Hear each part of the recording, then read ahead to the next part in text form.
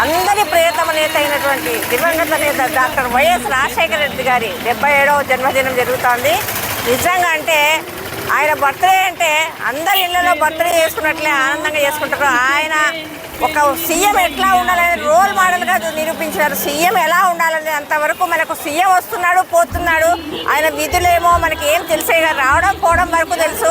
ఏదో అరాకొరా ఇస్తున్నారు. Rajasekhara Reddy sir CM కాకముందు పెన్షన్లు అడిగితే నేను వస్తే ఖచ్చితంగా అర్హులైన వాళ్ళకంతా ఇస్తానమ్మని అదే నాలుగు మీద నిలబడి మాట ఇస్తే తప్పని నేత ఉన్నాడంటే దివంగత నేత డాక్టర్ వైఎస్ రాజశేఖర గారు. ఆయన వచ్చిన తర్వాత ఆరోగ్యశ్రీ ఏమి, 108 ఏమి, 104 ఏమి, ఇంకా పిల్లలకు ఫీజు రియంబర్స్మెంట్ ఏమి, ఆరోగ్యశ్రీ ఏమి, ఆయన ఇది లేదు అది లేకుండా పెట్టి అందరి గుండెల్లో దేవుడుగా నిలిచిపోయినాడు.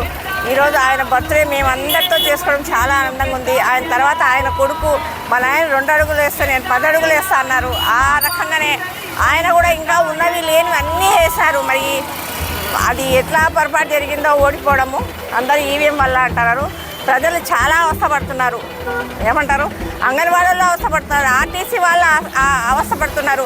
వీళ్ళు వాళ్ళు అనుకుంటా విద్యార్థులు, స్కూల్ పిల్లలు, టీచర్స్, ఎంప్లాయీస్ అందరూ అవస్థపడుతున్నారు. జగన్మోహన్ రెడ్డి నెక్స్ట్ సీఎం అయ్యి రాజశేఖర రెడ్డి సారు దయ వల్ల ఆయన మళ్ళీ అందరికీ ప్రజల్లో అందుబాటులో కోరుకుంటున్నా. అందరికీ నమస్కారం. మరొక్కసారి రాజశేఖర రెడ్డి సారి